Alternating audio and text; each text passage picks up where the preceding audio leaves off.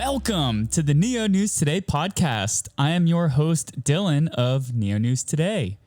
In episode 35 of the NNT pod, I had a chance to sit down and speak with Longfei Wang, the developer community strategist for the Neo Foundation.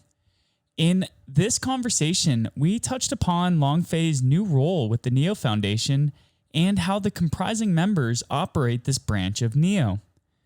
We also discussed a new upcoming grants program that seeks to incentivize various facets of infrastructural development on Neo.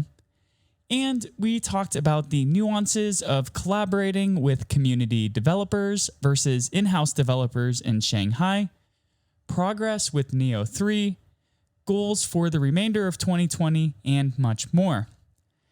We had some technical difficulties in recording this podcast episode, so hopefully those won't detract from the content. I hope you enjoy listening to this conversation with Longfei as much as I enjoyed having it.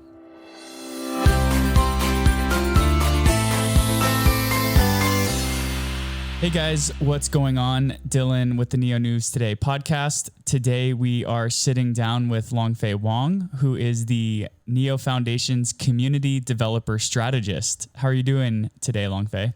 I'm doing good. It's great to be here and then talk to you guys.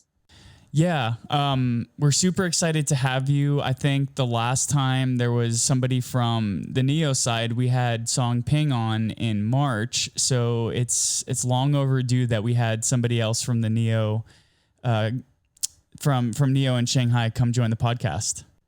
Yeah, I think I still remember that. It's been like several months ago that you guys talk about COVID-19 when it's like very hot and topic. Yeah, so here in the States, it's still a hot topic, but it seems like the rest of the world is doing a little bit of a better job. Sorry for you guys. Now, like in China, we can slowly going around, except the people from Beijing, because it's all happened a few weeks ago that they started to have spread. Yeah. Well, before we started recording this conversation, we kind of touched upon the fact that we were excited to see each other again for DevCon, but because of the global pandemic, DevCon, at least the physical in-person event, was pushed back. So the last time we actually chatted was the last time we saw one another in September in Shanghai at the Neo Community Assembly. So kind of jumping into the conversation for today, can you briefly describe what your role with Neo was then in September when we last saw each other, and what your role with Neo is now today as the Neo Foundation's community developer strategist?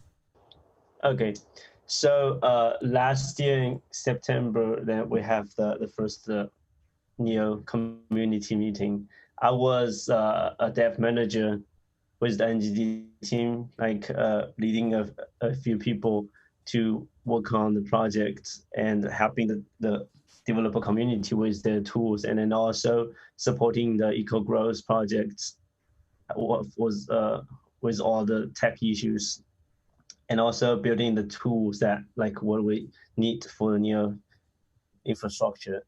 But I think that from that time that I spent a lot of time working with the dev community and working with all kinds of infrastructures, as well as the Neo Foundation member, which is Grace and Steven. And after we spent more time together, Grace and me had a lot of conversation about how can we improve our infrastructure and how can we improve the communication between Neo Foundation and community member. I think because the several months working together, I think I could help them to provide more like insights and recommendations from the technical side. So that's why Grace was talking to me about what we can do to improve the community, and we're slowly working on these grants. That's what we need to change for the community afterwards, and because of the grants, the general grants for the infrastructure and everything, we're talking about have a committee from your foundation which will review all the grants and then all the milestone for each grant as a new foundation member. And then that point, Grace was saying that because you have been helping us with the community tools or the infrastructures, we think you will be the great fit to help us with this new grant system. And so I was like, yeah, sounds great. So and now I joined the Neo Foundation as the dev community strategist and trying to help them to improve the infrastructure and then see what we can do next after we have a new free launch. So that's my rules from changed from last year to now. Very cool. And I want to touch upon the grants in a few moments here. But just for the Neo News Today listeners, could you just give a broad overview on what the differences are between Neo Global Development and the Neo Foundation? So let's talk about Neo Foundation first. I think Neo Foundation have several members, including Longfei and Eric, and they are a group of people who is managing all the Neo blocks for the development of a Neo blockchain. And then they're managing this fund, and then they're also working with all the communities and with all the projects, trying to looking for the path for Neo to the smart economy and laying the ground and then giving all the jobs to the Neo Global Development to work. And so basically, I would say Neo Foundation is the team, is the group of team to leading the Neo blockchain development. But it's actually the work is being done by the Neo Global Development, and it's come up. Neo Global Development is a group of team made up with the marketing team and then eco growth team and also the development team. They are a group of people who's actually doing the real job to make Neo to make the development of Neo, and then the marketing team help Neo to reach the market and expose to the blockchain community, and the ecosystem growth team are helping to getting more and more application built on Neo, and then have Neo to actually reveal its true value from the application layer. Very cool. It sounds like Neo Foundation is kind of the brain of Neo, and Neo Global Development is the body that goes out and does all the actual work. So kind of transitioning, in addition to yourself, John Devidas also joined the Neo Foundation, and you touched upon Grace and Stephen Liu and Longfei. But there's also Eric Zhang, who's part of the Neo Foundation. So can you tell us a little bit more about what the roles and involvement of each of these members are and how the group works? So I guess you guys are more familiar with Grace and Stephen, because they are two of the people who is been talking with the communities, and then who's talking with the core development of the Neo team. So basically, that's what they do. I think Grace is more like a bridge to connect all the people, including Neo Foundation member and then dev communities, and also the core dev, to make them this big global team work together to build Neo. And Stephen is more of a technical background, so he is supporting Grace on all the technical stuff. And in terms of Eric and Da, they both have a different background. Eric is more like a very geek, and he's the guy who coded Neo from the very beginning. So he's really good at coding, and even before and then now, he still spend a lot of time coding and then discussing all the strategies for Neo, like Oracle and like state root, everything. So he's like a more technical guy, and he's basically responsible for making a decision about what we need to do on the technical side. Like, for example, do we need use synchronized Oracle or asynchronized Oracle? But Da is not technical.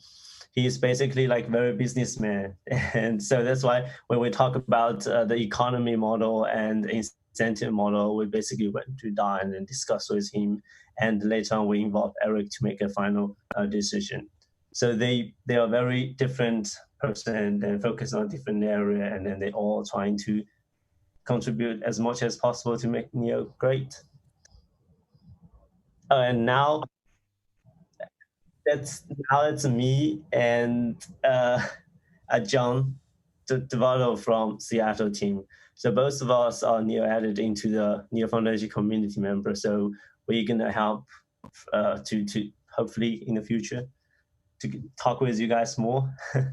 Cool. Well, Dean shared a video of the recent community meeting where it was communicated to community developers that not only Neo being the most developer-friendly blockchain, but it also wants to now become the most entrepreneur-friendly blockchain. So can you share a little bit with our listeners about what that exactly means?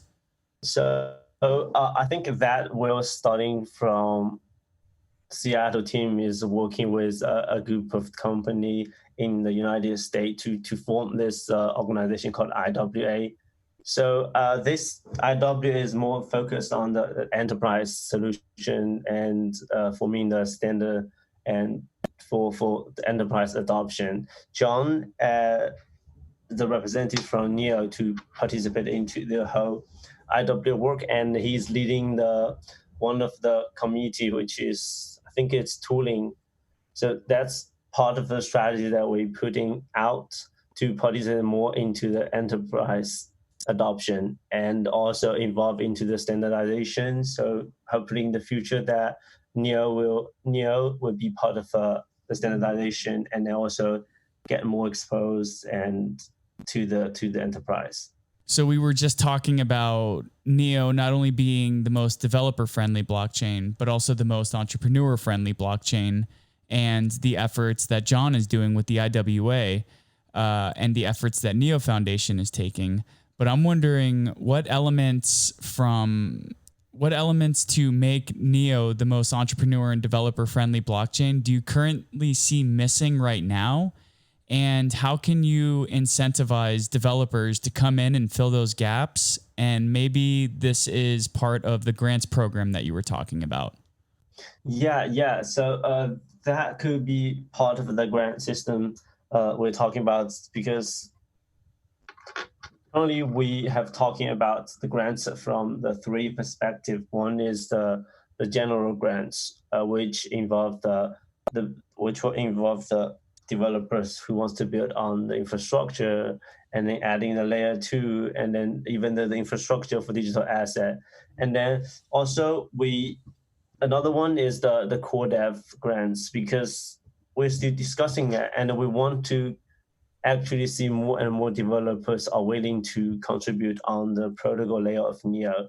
And we see a lot of things are missing. And now even we have Eric and then Shogun, all the core dev building on Neo. And then there are still things that we need to improve. For example, how stable the PBF, the DBFT is, and how high it can reach for TPS, and if the P2P layer is actually strong enough, and then also the decentralization. So in terms of that, we're also looking for core dev to contribute to the Neo protocol.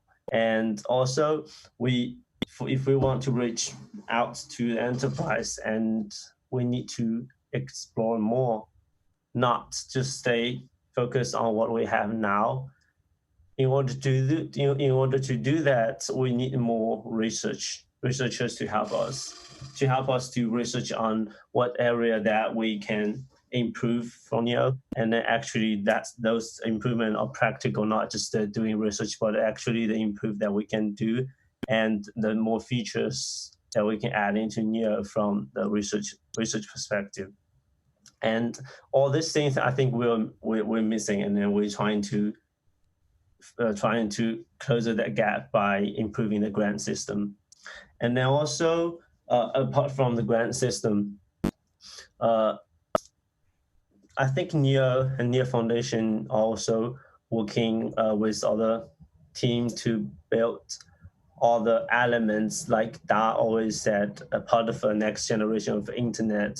For example, the digital asset, for example, the cross-chain protocol, and then Oracle, all kind of this kind of project that Neo Foundation is talking to and Neo is talking to, which will believe that will help to become the next generation of the internet. It's interesting to hear you talk about finding researchers to help with looking into kind of the next steps for these protocols. I had a conversation with Igor from Neo Research a couple of weeks ago, and he highlighted how from NGD Shanghai and from the Neo Foundation, how your teams have started to look more into bringing on researchers. So it's really nice to hear you talk about that. I just personally, I really wanted to learn a little bit more, maybe about how your interactions with community developers outside NGD Shanghai and Neo Foundation differ from communicating and collaborating with Neo developers that are actually in the Shanghai office.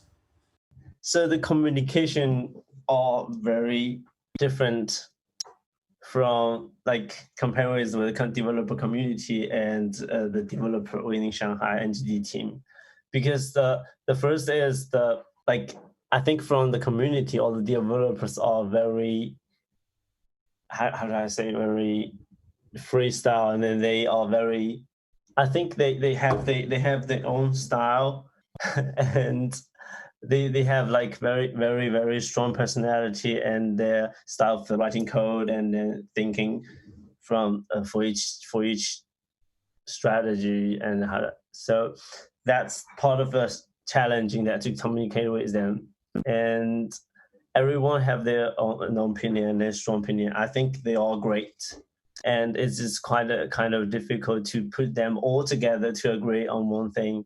And then which add more challenge into that is we communicated through like GitHub and a meeting once in 2 weeks. So which will add more challenge on that. But for the in-house team in Shanghai NGD team, it's quite easy. They will just grab a lot of people and go to the office and sit down and then, hey, let's have this discussion about migration, and we have a follow-up discussion next week, and it's really quick. Even though we also have a like different opinion on how we do things, and we just take action very quick, and we can just sit down there for 2 or 3 hours and discuss more and get a conclusion. I think that's the one different. And another difference, I think, is actually a good side from the community is we have a community from all of the world, like you guys, and also Egan and Rita from Brazil, and then Shogun from Spain. I think people from different places have different opinions. Sometimes they just gave you this like sudden comments and suggestion, and you're like, oh, they were thinking that. It's just not the way that we think. It's something completely different. A lot of Neo's goals depend on Neo 3 being built and getting launched and out the door. So what facets of the accumulation of the body of work of Neo 3 are complete or are near complete, and which ones need the most work still? So currently, like we made a great progress on a lot of the elements of Neo 3, but there are a few of them have a little bit of struggle. And then those part of things that we worry that might delay the release of Neo 3, which is the Oracle and Neo FS. So first, the Oracle, I think back into last year, we had a lot of discussion on how we're going to build Oracle in Neo, and then what are we going to choose a synchronized or synchronized way to do it. I think after a lot of time building a synchronized way, and then realizing there are a lot of issues and then obstacles that we are facing building the synchronized. And then because of that, the core dev team was starting to switch to a synchronized synchronized the way to build the Oracle. So because of that, we have a little bit delay on the Oracle, and now they are making a lot of progress on building the synchronized Oracle as well. They haven't really reached a final decision, but I think I would say pretty much it's going to be the final. Cool. So, what are some of the high level development or delivery goals that you have for the remainder of 2020? So, I think besides of the Oracle and the FS, the other component of Neo are pretty much done. And the team is working really hard to trying to get a preview 3 release out in August. And the next step, hopefully, that will be including the next release after preview 3. We're hoping that we could add like state root, hopefully Oracle into that, and like we're still very optimistic about releasing Neo 3 at the end of this year. Very cool. I know that a lot of people are keeping their eyes on when Neo 3 will actually be released. And I always try to keep in mind that, big projects always take a little bit longer to be complete than originally anticipated. So kind of moving on to my next sort of line of questioning, how do you encourage development of new tooling and infrastructure on Neo 2 and on Neo in general when we're still in the process of building and completing Neo 3? I think after we released the preview 1 and preview 2 of Neo 3, we don't really encouraging the new tooling to build on Neo 2, because eventually, eventually it could be like 1 year or 2 years, but eventually everything going to be switched to Neo 3. So I think after we release preview 2, we don't encourage any new tooling to Neo 2, but we will funding the tools to build on Neo 3. And then also now is the new grant system, and we're encouraging the other team to come to propose their application for any application, any tooling, any infrastructures, even though they are in our ecosystem. If they can propose a better tooling, then we will accept the grants. And also, we also open to accept any suggestions on enrich the grants if there are new tools that we don't have in the ecosystem, and we would like to hear that, and we would like to accept the new grants for them. And then we're encouraging new projects. We're encouraging the projects that they can build better than what we have. Awesome. It's great to hear that Neo Foundation is encouraging new teams to come into the ecosystem and suggest tooling that might not be currently available. So what are some other initiatives at the Neo Foundation that you're working on? Currently, I think what me and then Grace are more focused on, building the grant system, finish the grant system for research and core dev. And then also, I think those 2 parts are very important for us, because that's the next step for Neo. Once we have Neo 3 released, and then once we have all the infrastructure ready, what's the next step for Neo?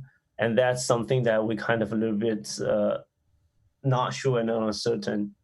And from the current situation, we don't see that we have enough resource, we don't have enough research on what's the next step for Neo and what we do once we have Neo 3 released, in terms of building the smart economy and more like enterprise adoption. We don't know, and we're not sure. And so we think it's the best time to start to encourage new research and new core team, dev team to join Neo. And that's the thing. So me and then Grace are more focused on. And also because Neo, we always say our vision is smart economy is digital asset, but we are missing a lot of the infrastructure for the digital asset.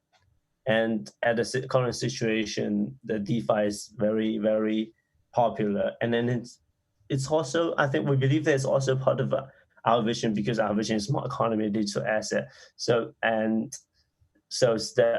by saying that Stephen, as a NEO Foundation member, is more focused on the digital assets infrastructure.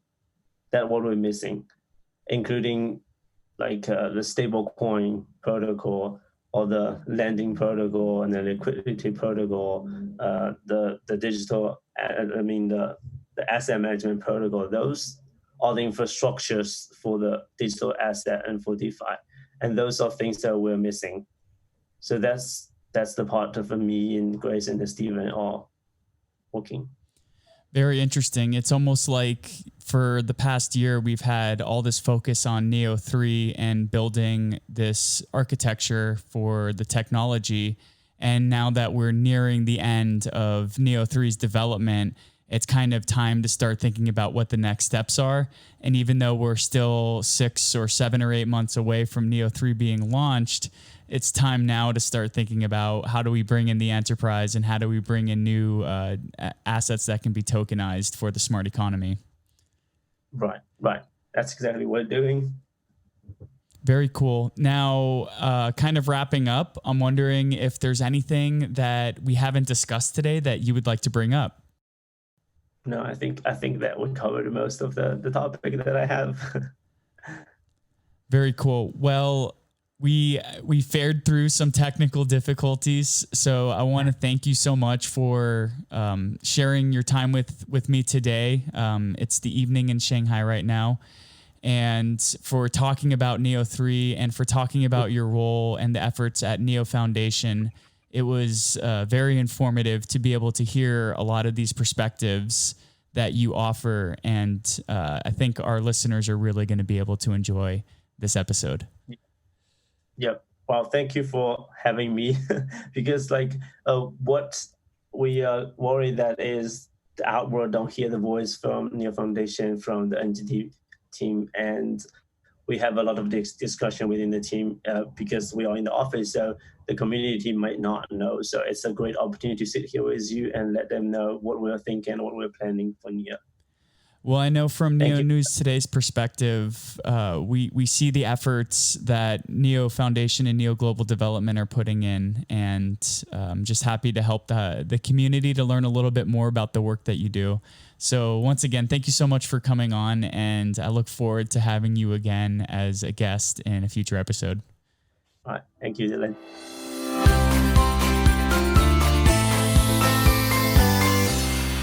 Well, what did you think of that conversation?